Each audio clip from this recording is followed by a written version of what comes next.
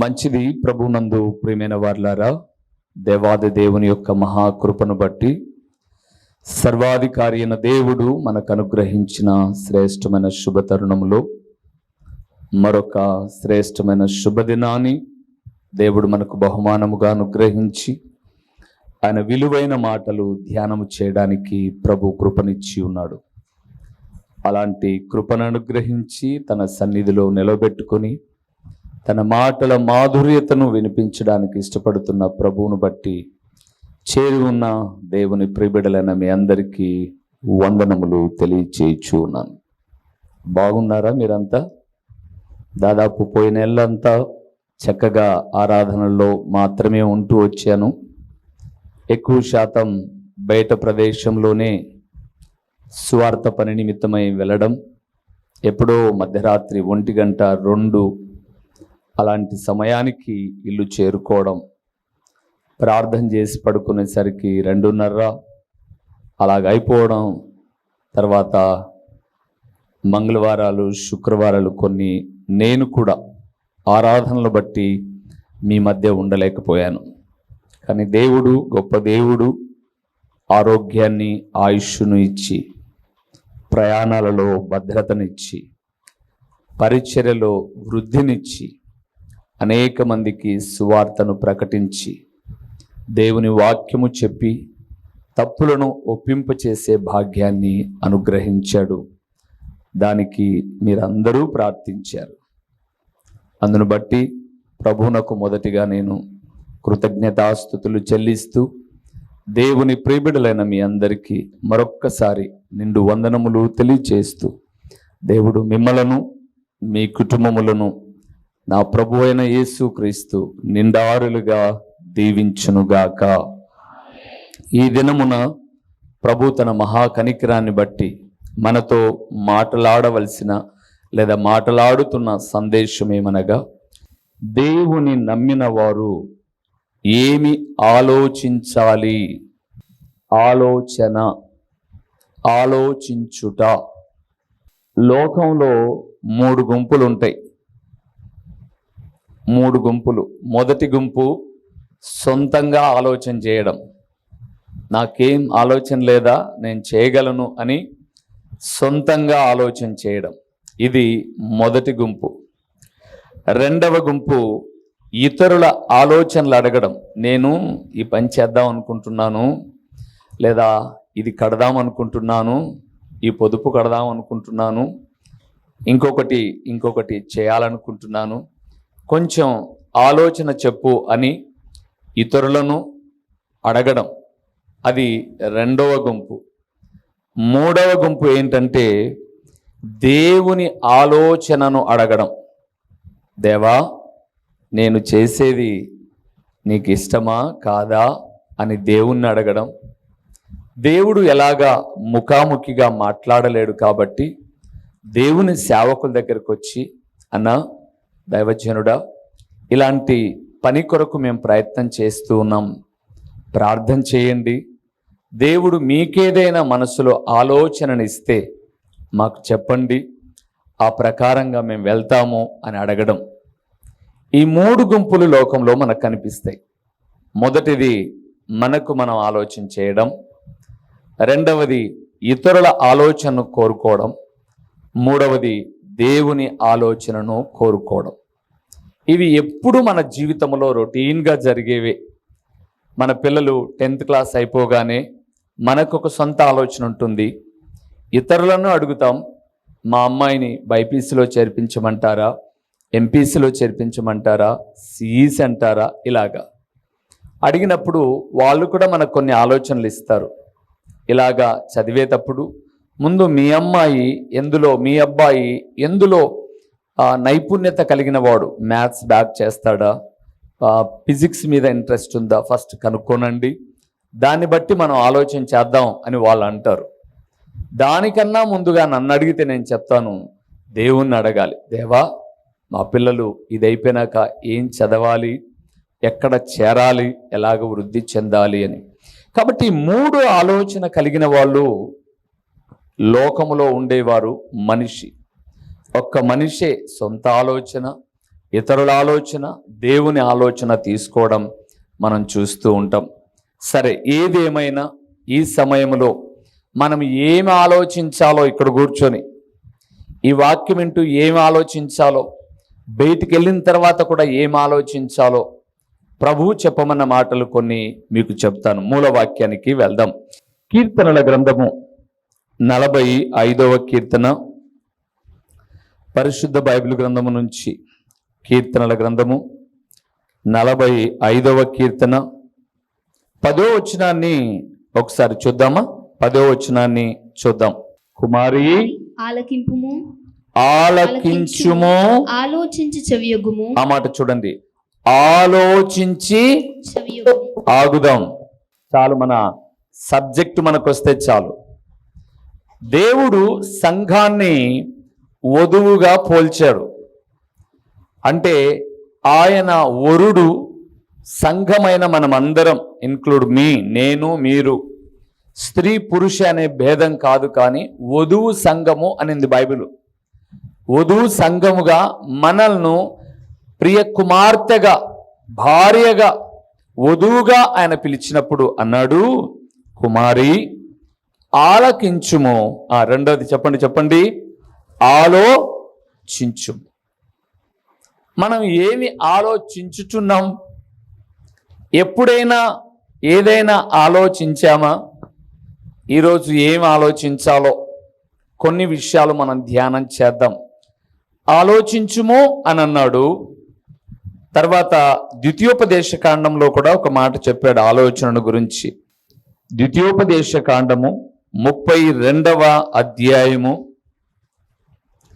28వ వచనంలో ఈ అద్భుతకరమైన మాట ఉంది, చూడండి. ద్వితీయోపదేశ కాండము, వారు ఆలోచన లేని జనము, వారు ఆలోచన లేని జనము, వారిలో వివేచన లేదు. చాలు.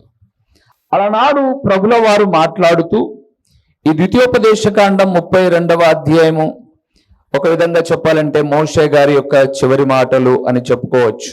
ఆయన అన్నాడు, గర్వమును కలిగినటువంటి వ్యక్తుల గురించి మాట్లాడుతూ, వారు ఆలోచన లేని జనము, వారిలో ఏమి లేదు, వివేకము లేదు అన్నాడు.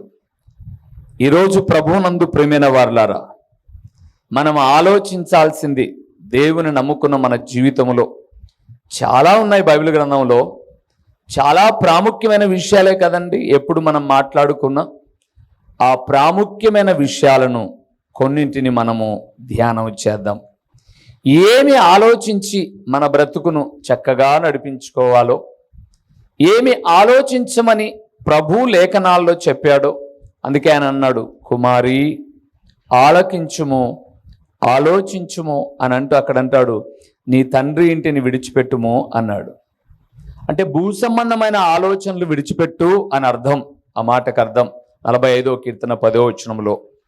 సరే, ఏమి ఆలోచించాలి, ఏమి ఆలోచించి మన జీవితాన్ని నడిపించుకోవాలో చాలా విషయాలు ఉన్నాయి.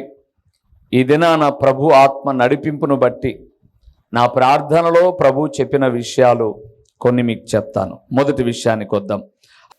హగ్గయి గ్రంథము 1వ అధ్యాయము, పేజీ నెంబర్ 775 పేజీ, 1వ అధ్యాయము 6, 7, 2 వచనాలు చదువుకుందాం. ముందు, మీ ప్రవర్తనను గూర్చి ఆలోచించుకొనుడి, మీరు విస్తారముగా విత్తినను మీకు కొంచెమే పండెను, మీరు భోజనము చేయుచున్నను ఆకలి తీరకయున్నది, పానము చేయుచున్నను దాహము తీరకయున్నది, బట్టలు కప్పుకొనుచున్నను చలి ఆగకున్నది, పనివారు కష్టము చేసి జీతము సంపాదించుకొనిను జీతము చినిగిపోయిన సంచిలో వేసినట్టుగా ఉన్నది. కాగా ఆ మాట కూడా చూడండి, సైన్యములకు అధిపతియగు యెహోవా సెలవిచ్చునదేమనగా, మీ ప్రవర్తనను గూర్చి ఆలోచించుకొనుడి. చాలు, తల లేపండి. మొట్టమొదటిది ప్రియులారా, దేవుని నమ్మిన వారు ఏమి ఆలోచించాలి అంటే, మన ప్రవర్తన మంచిగా ఉందా చెడ్డగా ఉందా అని ఆలోచించాలి. మొదటిది, మన ప్రవర్తన ఎలాగుంది. ప్రభునందు ప్రియమైన వారులారా, ప్రతి ఒక్క మనిషిలో కూడా రెండు స్వభావాలు ఉంటాయి. మంచి చేసే స్వభావము ఉంటుంది, అవసరాన్ని బట్టి చెడు చేసే స్వభావము ఉంటుంది. ప్రతి మనిషిలో కూడా మంచి ప్రవర్తన ఉంటుంది, అట్ ద సేమ్ టైం చెడు ప్రవర్తన కూడా ఉంటుంది. ఇప్పుడు దేవుడు ఏమన్నాడు అంటే, మీరు ఎందుకు అభివృద్ధి కాలేదో తెలుసా? ఎప్పుడైనా ఆలోచించారా మీరు? అరే, నేను కష్టపడుతున్నాను, నా భార్య కష్టపడుతుంది, నా పిల్లలు కష్టపడుతున్నారు, మా కుటుంబం అంతా కష్టపడుతుంది, ఎందుకు మేము అభివృద్ధి చెందట్లా? ఎందుకు మేము 10 మందిలో దీవెనకరమైన వ్యక్తులుగా ఉండట్లా అని ఎప్పుడైనా మీరు ఆలోచించారా అని దేవుడు అడిగాడు. ఇక ఎన్నో కోణాల్లో ఉన్నది, ఒకరో ఇద్దరో పిల్లలు, వాళ్ళు చదువుతున్నది కూడా ఏదో పెద్దగా కార్పొరేట్ కాలేజెస్లో సంవత్సరానికి 2 లక్షలు 3 లక్షలు కట్టే కాలేజ్ ఏం కాదు. మహా అంటే ఒక 50,000 నుంచి 1,00,000 రూపాయలు మనం మన పిల్లలకి ఏదో కట్టగలుగుతూ ఉన్నాం. అయినప్పటికీ మన విధి విధానంలో మనకు కలిగిన ధనాన్ని సమయోచితంగా సద్వినియోగం చేసుకునేటప్పుడు ఆ మాత్రం విద్యను బిడ్డలకు అందించడానికి మనము అన్ని విషయాల్లో సిద్ధపడవచ్చు. ఇక్కడ దేవుడు అంటున్నది ఏంటంటే, మీ ప్రవర్తన ఎలాగుందో మీరు ఎప్పుడైనా ఆలోచించారా? మేము ఎంతో సంపాదిస్తున్నాం, మిగలడం లేదే అని అనుకుంటున్నారు మీరు. దేవుడు ప్రతి ఒక్కరికి మిగులుబాటు కలుగు చేయాలని, వారి స్థితి మొదట కొద్దిగా ఉండినను తుదకు మహాభివృద్ధి కలిగించాలని ఆశ కలిగిన దేవుడే. అందుకే 6-7 వచనాలు చూస్తున్నప్పుడు, మీరు విత్తుతూ ఉన్నారు, చాలా పంట వస్తుందని, కొంచెమే పండుతూ ఉంది. మీరు భోజనం చేస్తూ ఉన్నారు, ఆకలి తీరడముల, పానము చేయుచున్నారు, దాహం తీరడముల, బట్టలు కప్పుకుంటున్నారు, చలి ఆగడముల, పనివారు కష్టము చేసి జీతము సంపాదించుకుంటున్నారు. జీతము ఏమైందంటే అక్కడ ఏం చెప్పాడండి? చినిగిపోయిన సంచిలో వేసినట్టు అది కారిపోతూ వ్యర్థమైపోతుంది. ఎప్పుడైనా ఆలోచించారా? ఎందుకు ఇలాగ జరుగుతుందని ఎప్పుడైనా ఆలోచించారా? చాలా వరకు మనం ఆలోచించం. ఎప్పుడు గుర్తుపెట్టుకోండి ప్రియులారా, ఒక పిల్లవాడు ఒక సైకిల్ నేర్చుకుంటూ ఉంటే వాడు కింద పడ్డప్పుడు అమ్మా నాన్న ఏం చెప్తారంటే, రే నువ్వు ఎందుకు పడ్డావో ఆలోచించేయి, నువ్వు ఆ సీటు మీద బ్యాలెన్సింగ్ గా కూర్చోలా, ఒక ప్రక్కకు ఒరిగావురా అందుకే పడ్డావు ఆ పక్కకు. లేదా నువ్వు ఎందుకు ఫెయిల్ అయ్యావో తెలుసా, దీని మీద నువ్వు ఏకాగ్రత నిలపలా, ఫోన్ మీద శ్రద్ధ పెట్టావురా అని అంటాం మనం.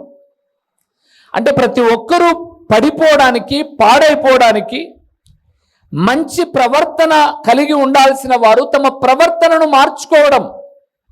ఇక్కడ దేవుడు కూడా అదే అన్నాడు. మీరు ఎప్పుడైనా ఆలోచించారా? ఎందుకు మేము అభివృద్ధి చెందడం లేదు అని ఆలోచించారా? ఎందుకు మేము ఆశీర్వదించబడడం లేదు అని ఆలోచించారా? ఈరోజు ఆలోచించండి. మీ ప్రవర్తనను గూర్చి ఆలోచించండి. ఏమైంది మీ ప్రవర్తనకు? అవునండి, భార్య ఒక 10,000 సంపాదిస్తుంది, భర్త ఒక 15,000 సంపాదిస్తున్నారు.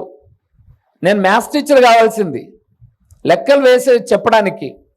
ఎంత చక్కగా ఒక 25,000తో 5,000 రూపాయలు ఒక ఫస్ట్ క్లాస్ అయినటువంటి ఒక రకమైన మధ్యతరగతి వాళ్ళు నివసించగలిగినంత ఇంటిలో నివసించిన 20,000తో చక్కగా దేవుని భాగము దేవునికి ఇచ్చి మీరు వర్ధిల్లిన వాటిలో మంచి శ్రేష్టమైన ఆహారము భుజిస్తూ కూడా నెలకు ఒక 10,000 రూపాయలు మీరు పొదుపు చేసుకోవచ్చు. అయినా మీరు రావడం లేదు, పొదుపు కావడం లేదే. ప్రతి నెల అప్పే అవుతుంది, ప్రతి సంవత్సరము అప్పే అవుతుంది. నిత్యము కొత్త అప్పు అయిపోయేసరికి మళ్ళా ఒక కొత్త పాత అప్పు అయిపోయేసరికి కొత్త అప్పు ఒకటి చేస్తూనే ఉన్నారు. ఎందుకు? ఎప్పుడైనా ఆలోచించారా మీరు? అక్కడ ఆలోచనకు 2వ వచనం ఒకసారి చదువుతారు. అక్కడే హగ్గై గ్రంథం 1:2 వచనం.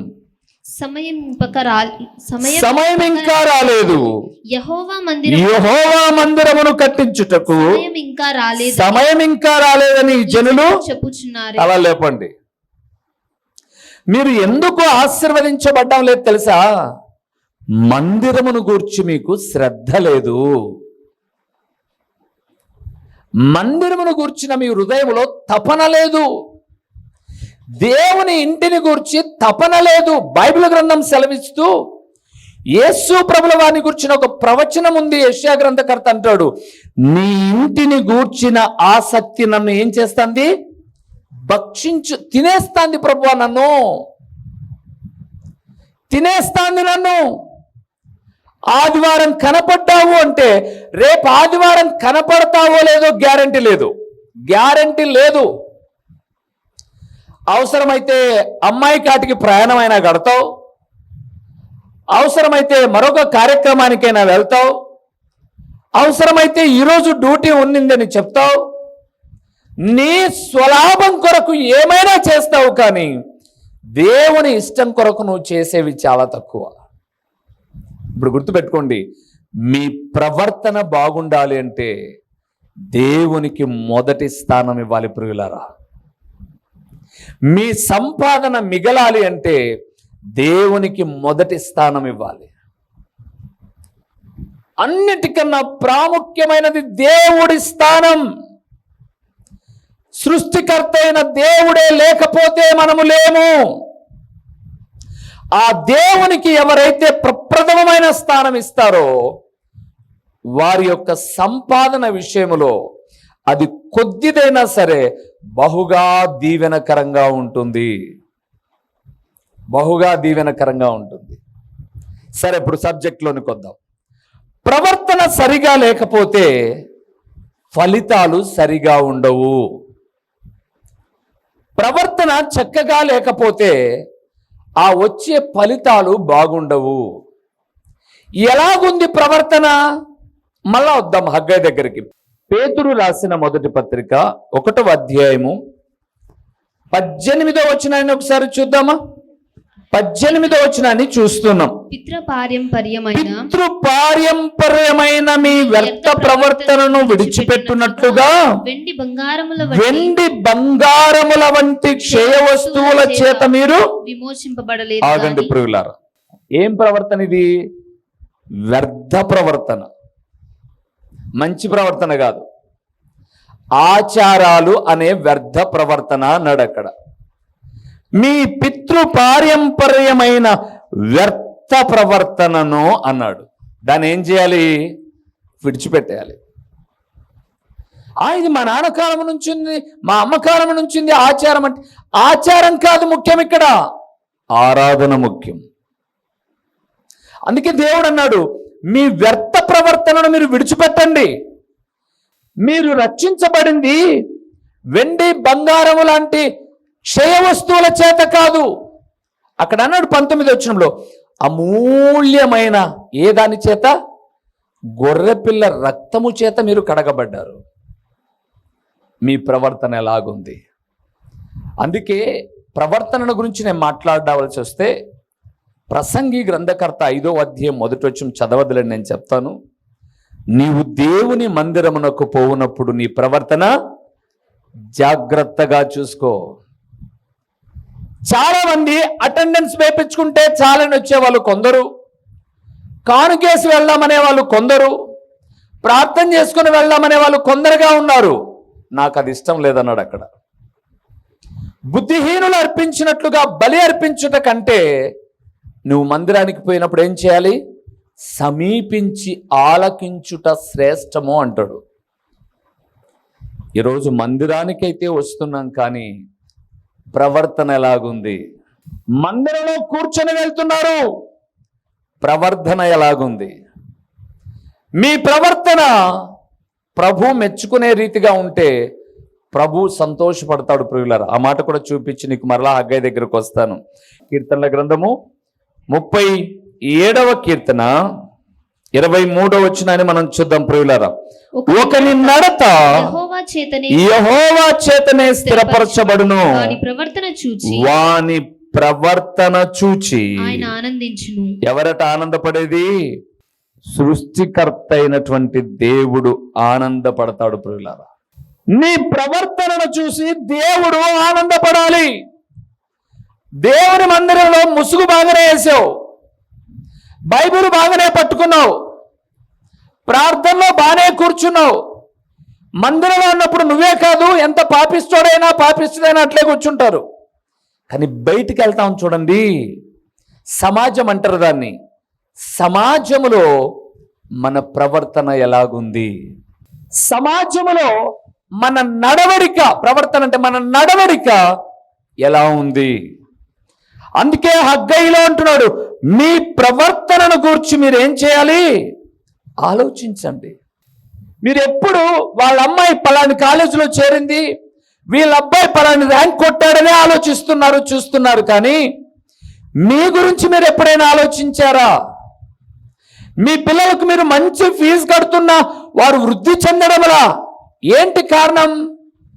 మీ ప్రవర్తన ఫలితం వారికి శాపమైంది. మీరు చేసే తప్పు వాళ్ళకు శాపమైంది.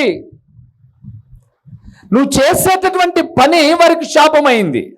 ఒక చిన్న ఎగ్జాంపుల్ చెప్తా. నాకు తెలిసిన ఒక ఆఫీసర్ ఉండేవాడు, ఇప్పుడు ఉన్నాడు, చాలా గొప్ప ఉద్యోగం.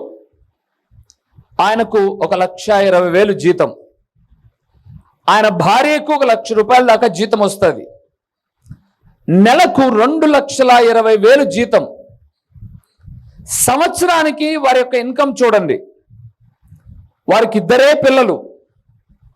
ఒక పిల్లవాడు ఎంత చెడిపోవాలంత చెడిపోయాడు.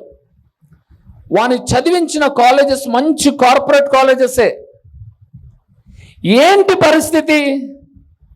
ఎందుకు ఇలాగ తయారైపోయింది?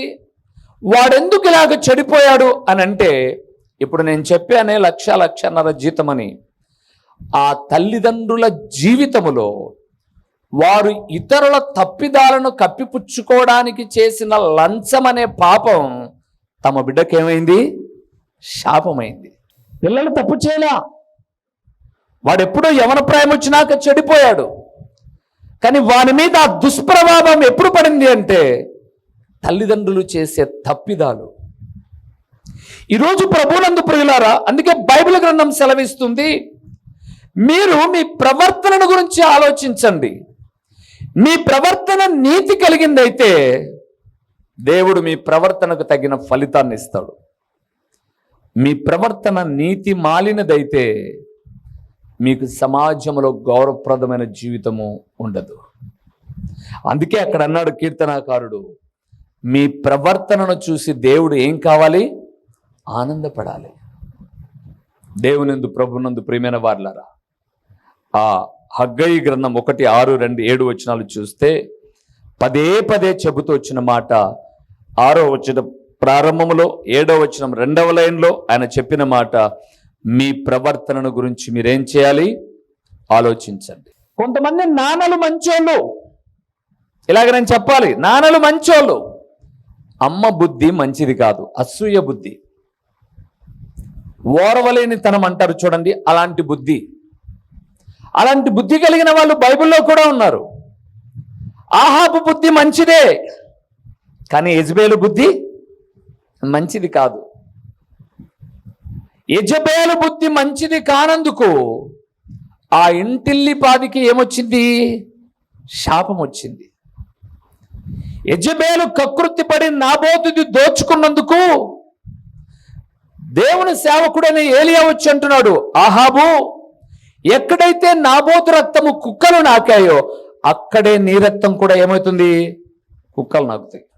యెజబేలు అన్యాయంగా, చాలా స్త్రీవి అనే భయం లేకోకుండా, పురుషుని కన్నా గొప్పగా ఎంచుకొని అధికారం నీ చేతిలోకి తీసుకొని నా మాటే శాసనం అంటూ భర్తను పక్కన పెట్టేసి నీ మాట శాసనంగా సృష్టించుకున్నావు చూడు, నీ చావు బహుఘోరంగా ఉంటుంది.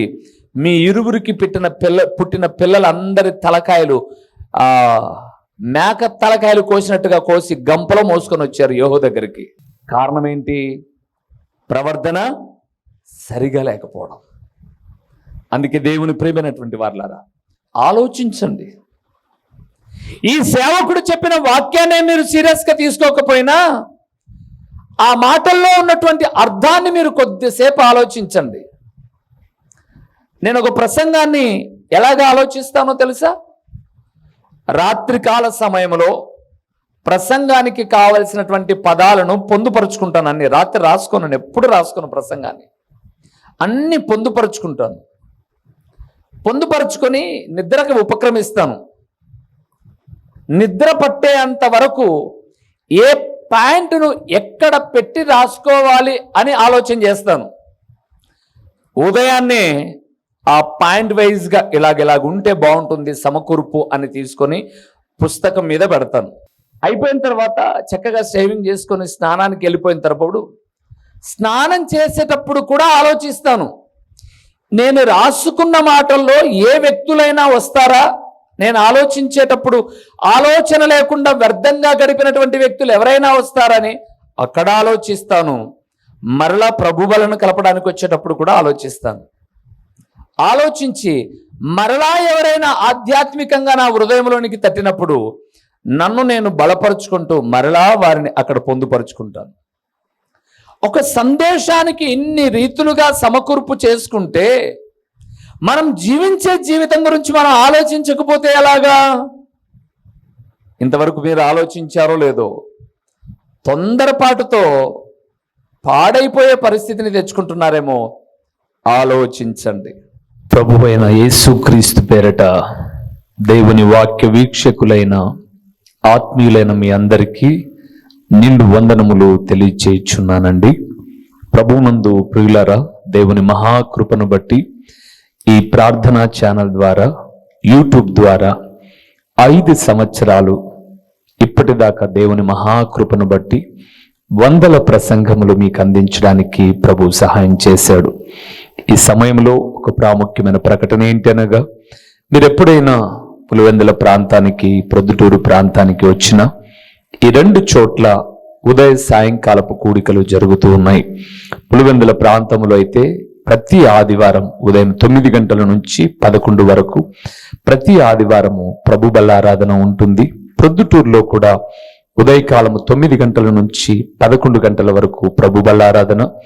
తిరిగి ప్రొద్దుటూరులో సాయంకాలం 6:30 గంటల నుంచి 8:30 వరకు సాయంకాలపు సువార్త కూడికలో దేవుని సేవకుడినైన నేను వచ్చి దేవుని వాక్యాన్ని ప్రకటిస్తాను.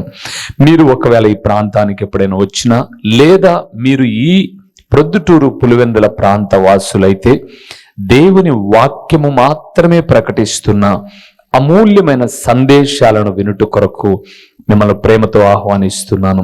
ఎందుకు మీరు ప్రొద్దుటూరు పరిసర ప్రాంతాలలో ఉన్నవారైతే సాయంకాలపు సువార్త కూడికకు సూపర్ బజార్ రోడ్డులో ఉన్నటువంటి క్రీస్తు ప్రార్థనా గృహానికి మీరు రాకూడదు. మిమ్మల్ని ప్రేమతో ఆహ్వానిస్తూ ఉన్నాను. రండి ప్రియులారా, మీరు నేను కలిసి దేవుని నామాన్ని కనపరుద్దాం. ఒకవేళ పులివెందుల ప్రాంతంలో ఉన్నట్లయితే ఇక్కడికి రండి, ఆ ప్రొద్దుటూరు ప్రాంతంలో ఉన్నైతే అక్కడికి రండి. లేదా మీరు ఈ రెండిటికి మేము దూరంగా ఉన్నాము అనంటే ప్రతిరోజు యూట్యూబ్లో ఒక సందేశం ఉంటుంది, వీక్షించండి, ఆత్మీయమైన మేలులు పొందండి. ప్రభు పేరట మీ అందరికీ నిండు శుభాభివందనములు. మా చిరునామా దైవజనుడు బ్రదర్ ఓ రూబేన్ గారు, క్రీస్తు ప్రార్థనా మందిరం, డోర్ నెంబర్ 1-10-386, నగరిగుట్ట, పులివెందుల, కడప జిల్లా. మీ ప్రార్థనా అవసరాల కొరకై సెల్ నంబర్ 9989067409.